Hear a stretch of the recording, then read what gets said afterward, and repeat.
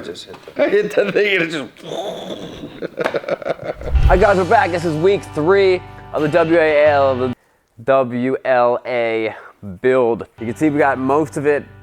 We got it pretty much all apart. Here's the current plan.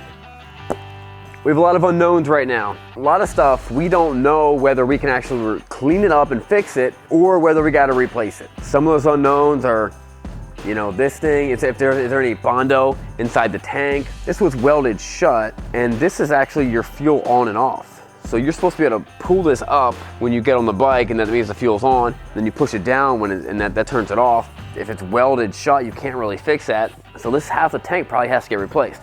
Now, we're not sure about this half a tank, although it does look like this might be Bondo underneath here. A lot of other parts that we just don't know about, so once we get them cleaned up, we should get some idea of whether we can actually replace it or rebuild it. Hopefully we can rebuild it. If not, we got to replace it with original stuff, and the original stuff's pretty expensive. These wheels are also very square. I mean, it was really bumpy. These spokes can be replaced pretty easily, and we think we may have tracked down some new rims. The hubs could probably be cleaned up. There's nothing specifically wrong with the hubs. It's only the rim that gets bad. But these are so rusty. I'm gonna try to clean them up. This one looks better than this one. This one, look how pitted this one is. But we're trying to clean them up. We probably might have to replace them though. But hopefully we can just replace the outer rim and then get new spokes and then what do they call it? Relace it. Relace it. Which Craig loves doing. Yeah, I love it. Craig loves it. I watched a YouTube video about it, so it should be pretty easy. And then we're gonna take the paint off this frame. Another big thing, maybe we can get to this today, is get this to release. So I don't know how to do it, but this is actually a spring, and there's springs inside there, and this should go up and down with a seat. It doesn't, so it was a pretty rough ride. So that's what we're gonna be working on today. First, we got the motor and trans. That's gonna be getting shipped out. That's going to a place in Arizona. The people who are willing to work on these engines, there's no new people working on these engines. All the guys who are working on these engines are dying off. They're all in their 60s, 70s, 80s, 90s. We found some people, but we can't actually work with them directly. They only work with people that they know. So we've got some friends who are gonna hook us up and give them the engine and figure that all out. So I'm pretty excited about that. You know, as we saw in the dyno last week, it was pushing out like maybe 16 horsepower when it should be closer to 40 or 45. So it's definitely not running the way it should. And then, what else do we got? The first thing I want to figure out is the tins. Now, none of these tins are original. Well, they might be original, but they've been modified. So this is like the original chopper. They were chopping the fenders off of the bikes to look like this. So right here, normally, which part? This part would have went down way lower. They chopped it off. I think they chopped both sides on that one. Okay, and then yeah. the back side on this one. Yes, they chopped both sides on this one. So that's not the style we're going for. Don't blame me for fixing it. Blame the guy who did it. But that's what people do. You modify your bike for the style of that day. I can see a modified motorcycle, a modified Harley Davidson, and I can have some idea of when it was modified because of the style of that day. In 10 years, you'll look back at all these like big front tire neon green baggers with huge bags and be like, that's some 2018 nonsense. And in 50 years, they're gonna be worth less than a stock one, will be. And in 80 years, it's gonna get worse. We need new front and rear fenders. Yep. Of course, we'll figure out something to do with these things, make them some type of art. I'm not gonna throw them away because they're super cool, but we gotta replace them. We gotta get some OEMs some original ones. Let's get this tank in the sandblaster and see if we can clean this thing up. I'm gonna start throwing parts in the parts washer, trying to clean that stuff up. Another thing, this is a big, very expensive item, is the front forks. Now, we were told by Chad, he thought they were bent. I don't see them being bent. So probably what we're gonna do is we're gonna take them apart, clean them up. Once you take them apart, you can kind of lay the parts down flat. And then we should get a pretty good idea of whether they are. I don't think they're bent though. And maybe at the best, we can just replace a part of it or bend it back. We do need to get these hooks off. These are just some, I don't know, what would you call these hooks? Farmer's hooks? Farmer hooks. These farmer hooks that they put on there, maybe to transport the bike. We gotta grind them off and get that nice and smooth. What's the game plan of getting that nice and smooth? Not sure. Careful with a flap wheel. Worst case scenario, we gotta throw some weld in there to or like a little filler up or something like that. Yeah, maybe a little filler will help get rid of the marks. Now we did connect with a guy. Craig's probably gonna meet up with later next week. who we can think we can get a lot of these parts off of. Guy's in his 90s. He doesn't talk to strangers. So we need to have a guy who's gonna get us into that. But first, Craig's been having a really fun time, as you can see. Are the walnut shells supposed to be on the floor? No, I don't think so. I don't think so. But you gotta be careful, because if you get mad at these things and kick them, the trap door on the bottom of the hopper opens. You kicked the trap door though. Well, I didn't mean to. You went like this. Trap door! I heard you yell trap door when you did. I don't think that's what I was yelling, but. And we also got a brand new parts washer. Look at the oil of this parts washer. I didn't know that parts washer oil didn't start off being black and gross. We're gonna dive into that. Craig's gonna figure that out. I'm gonna figure this thing out. When I say figure it out, I'm just gonna start throwing stuff in and cleaning it. Ooh, I'm gonna start with this. Where's the on button on this guy? What is this, mineral spirit? Pretty much. Smells like chicken feed.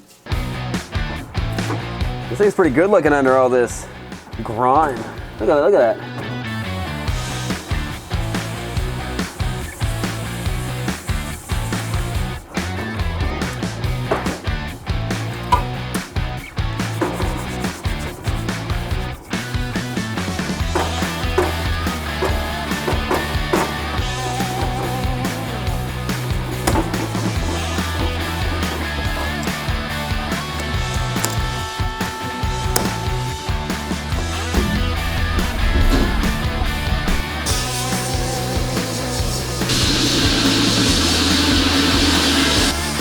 It working? No.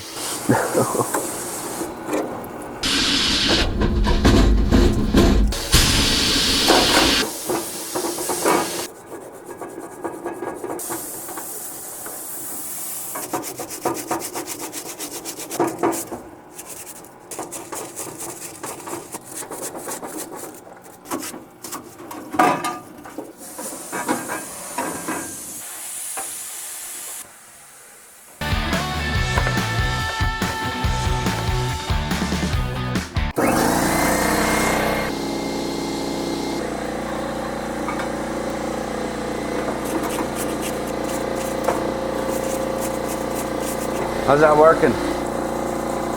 All right, it's just big gunks of mud that's been on there for 50 years. Mm-hmm. This isn't stiff enough. The knife works the best, just scraping it off with a knife. Right. Sometimes what you can do is soak it with this stuff and then, scrape it. This may have been a good job for the sandblaster.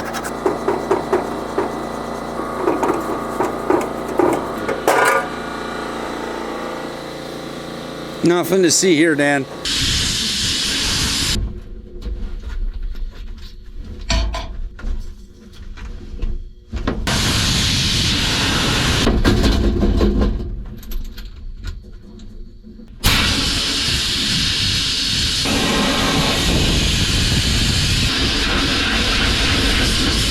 I'm gonna stick the air compressor in another room. I mean, we might as well turn it off. This thing's not doing anything. I'm getting media up to here. It doesn't really necessarily look like it's coming out, and it's not doing anything to the metal. I don't know if that stuff's just, if it's too coarse, or if it's too soft that it's, not doing anything. And there's stuff in there. Yeah, it seems like walnut media is not the way to go.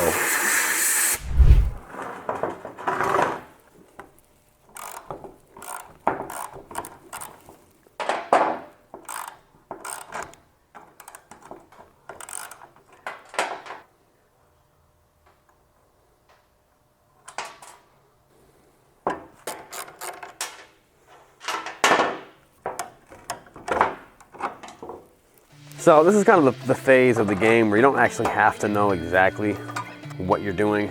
You just gotta clean it up. Just get it looking good, and then kind of learn from there.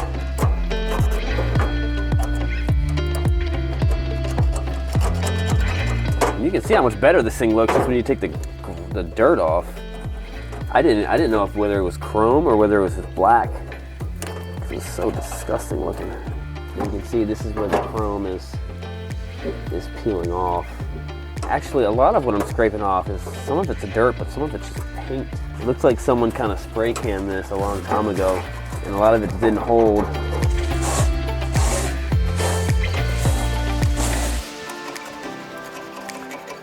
See all that paint coming off? When I was growing up, my grandfather had a lot of tools. He was a state policeman. He had a lot of tools, nice little workbench, you know, a lot of craftsman stuff.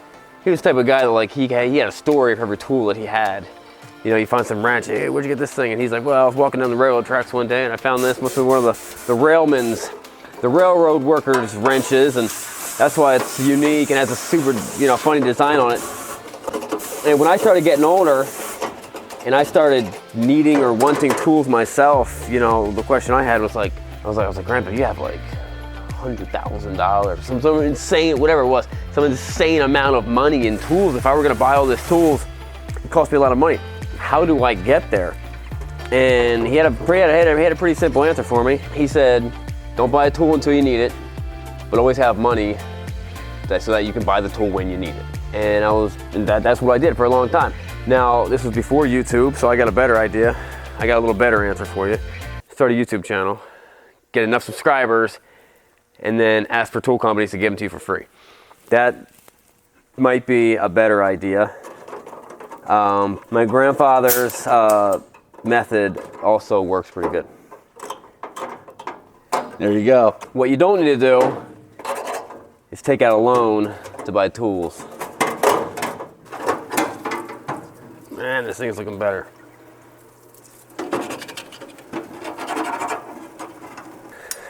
This floorboard brake assembly is starting to look like no shifter assembly.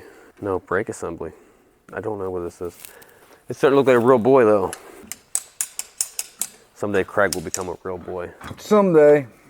A lot of pieces to here. Well, there's 3 pieces, but I'm scared to take them apart. I wouldn't take them apart until we need to. I mean, all right, let's say we get this re-chromed. What does that process look like, Craig?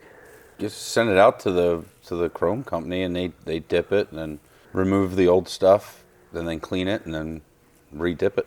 You think this is good enough? We can send it to the chrome place the way it sits? I would think so. Okay, I mean, I guess what we were trying to do was clean it up to see if it needed Replaced. Or, you know, if it can be refinished. If we can refinish it, the only reason not to then would be if we can just buy a new one for the same money or less. I guess the other question is that bent? I mean, it's got curves to it. It does. I'm just not sure if they're supposed to be there or not. Here. Yeah. But I don't know if that would make a difference, really. And you can always just bend it back. Bend that back a little bit. Everything's just falling off. Is that like bent to you? I mean, they're bent. They're bent. But are they supposed to be bent? It's not bent bad. You know, a little bit right here. Looks like a stuntman was abusing it. Right. A little bit right here. You know, if you clean this up, oh look, that's not original. So they just welded in a plate here. That looks like it was like a tying off of a cultivator or something. So, you know, that maybe you want to replace. Let's get a replace bin. Let's get a replace pile going on over here. So that would be left side. This is right side. So, you know, this one doesn't have that. This all looks nice. So that would be the clutch mechanism, yeah. Probably nice, you know, we'll get that all taken apart and cleaned up. That's not supposed to That's why be. it doesn't have a nut here. So you lose the nut and then just weld it on there. We got to make the jump. There's a hoop that's already on fire. We need to jump through it. Well, I guess maybe unless we cut these rivets, save this clutch mechanism. Could we just grind that off, save the crash bar? Crash bar looks pretty good. It does. Worth saving. We grind that off. Maybe what we do is we just cut this, work away at that. Yeah, grind the weld off. A mighty fine mechanism we got right there. That sure is. We need a really small grinder for that. Do we have a small grinder here for that? Put this piece back. I got something kind of clean. Now this here looks usable. It's a fine looking piece of automobile history. We right have there. some pitting here. Clint, grind it off. Good sandable primer. Might fill in a little bit of that. Let me get that baby in the parts washer.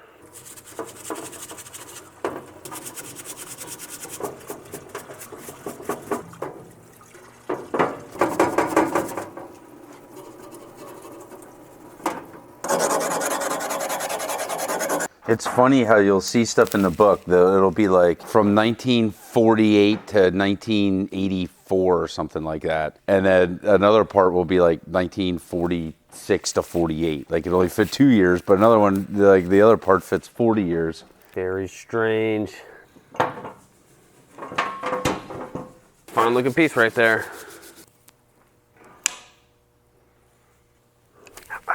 I knew I was gonna pinch my hand somehow. I just didn't know how. Okay. Yeah, I was trying to like move it. I knew like it's some way something was gonna pinch me because there's a lot of moving pieces here. Don't do this with your knife, folks, but do it with your friends. It's a good knife for that though, right? It is. I bet you could spend 6 hours just cleaning up this one piece. Taking it all apart, maybe grinding some stuff down, prepping it, painting it, making this one little piece the greatest piece. This is what touches the ground right there. Pretty cool. This would actually sometimes come down and it would kickstand would pop down. It kind of makes me wonder if the spring's kind of weak. Remember that when it would kick down, start dragging? All right, well, we don't need one of these. One thing we don't need. Maybe just a spring? Maybe. I think these shafts are good. I think all this here can get cleaned up. I think we can clean this up. I think we can clean this up and this. So I think it was broken somewhere. Perfectly great shape. I'll get the thing in the parts cleaner. Oh, you know what? Maybe it was this I was thinking. Yeah, oil line. Do these gloves just fatigue your hands for some reason? Yeah. What's the deal with that? I don't know. The pinky's too small or something like that? It's kind of what it feels like, doesn't it? Something about it just wears my hands out. Yeah.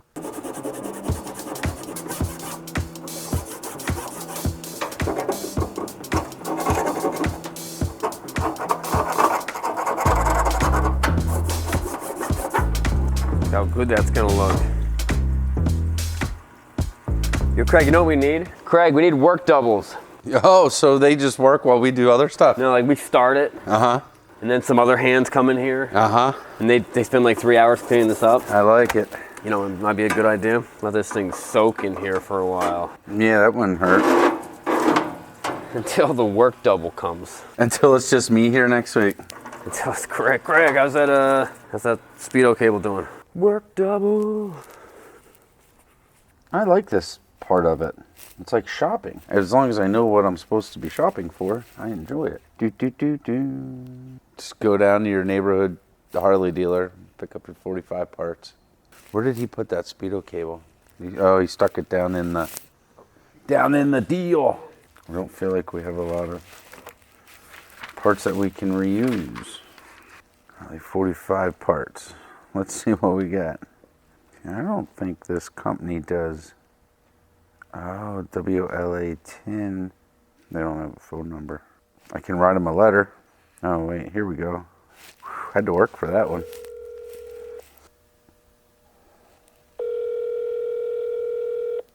The party you are trying to reach is not available to take your call.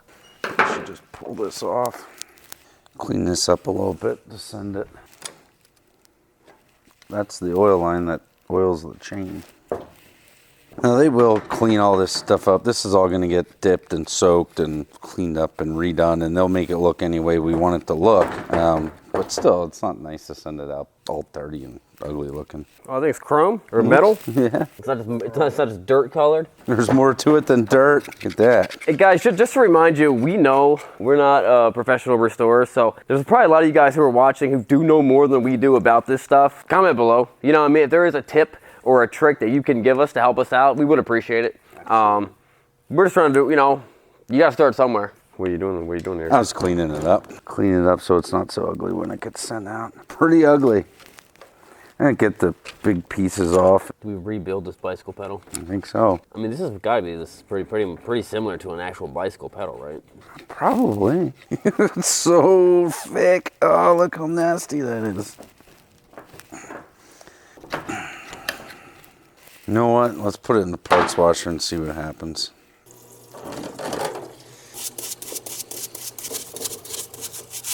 Stuff is just so thick. Sometimes I just don't have time to put on gloves.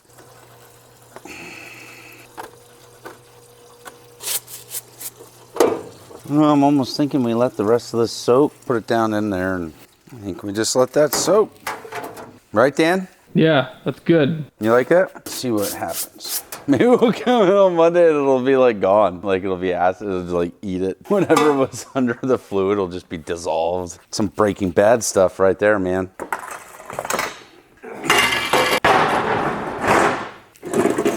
Ew. So I guess we need to try to get this seat post out.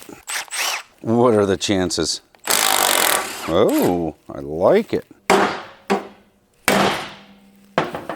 It's almost like that went in a little bit. Yeah, huh? That's kind of tight.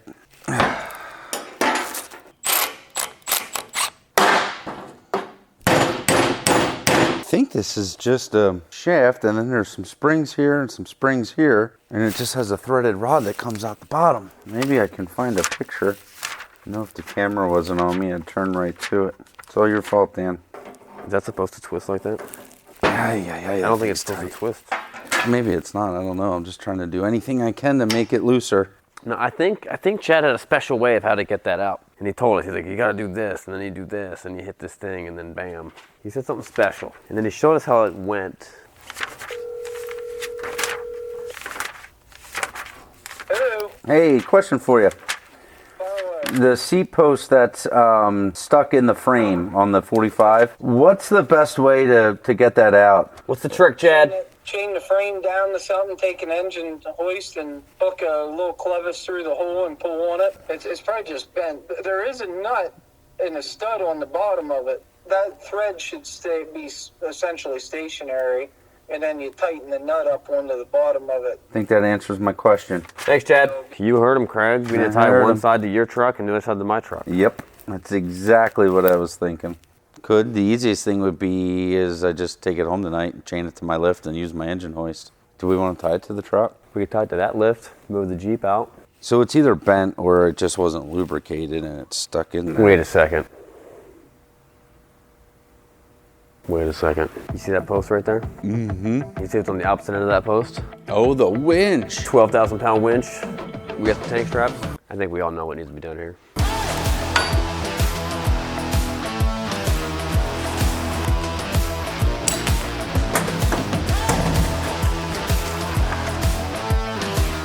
I don't think this winch has ever been used. I don't think the Jeep's ever been used.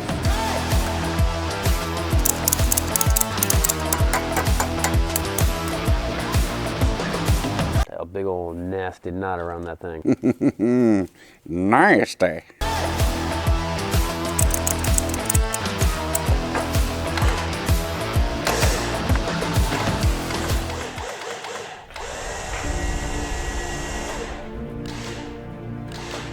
All right, I've got an interesting idea. Do you have another tie-down strap?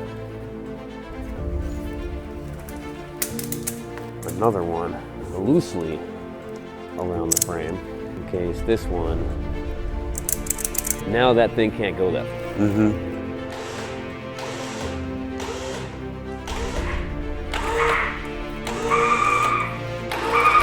Can we go hop in there and hold the brakes down? Go ahead. Hey! Nice.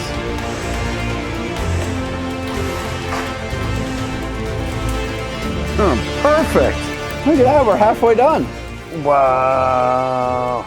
Oh, so nasty in there. Is it burnt?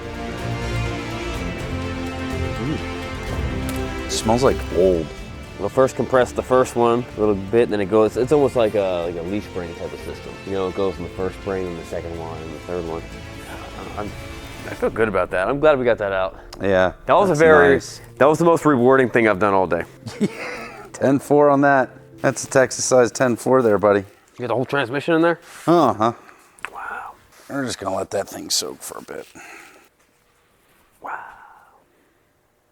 Might be okay, might need new springs. They're getting a little thin there at some spots. Oh yeah, that's crazy. That's from all that water, you know, it was probably just water gets down in here and then it sits in here. Because this is actually on the inside of the frame, right? So you have this beveled edge here and that's sitting down and then you have that outside nut that comes on.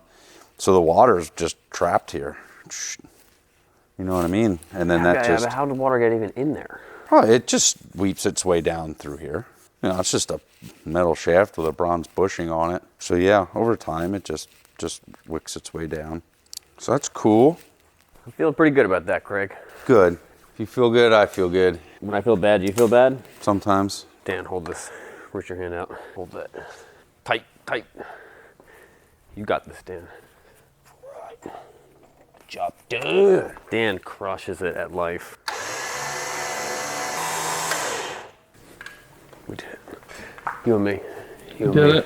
That's right. No, me and the people in the What? camera, not. I was holding something. Yeah, I mean, but okay, fine. You, me, and Dan, we did it. Craig wants some of the credit. Craig was there too. I'm surprised if I started pulling the Jeep. Yeah. We should have done that before I tried to ride it home. I don't know. The bike survived the war, but Can't survive our shop. it's crazy. That's the frame, like that's what holds the whole thing together. It's also crazy you can do it with wheels that are practically square. Saving those tires. It's paid good money for those tires. Heck yeah. Fine automobile, motorcycle tires. All right, guys, we appreciate all your comments. We appreciate all your emails to the website. Like I said before, if you have any information, if you have some tips that can help us out with working on this bike, or if you have any parts that we might need, send us an email. We really appreciate it. We feel like we're doing this together with you guys because you guys are the best. Except you need to pull a little more weight around here because Craig's doing a lot of work. So subscribe, click notification. We'll see you guys next time.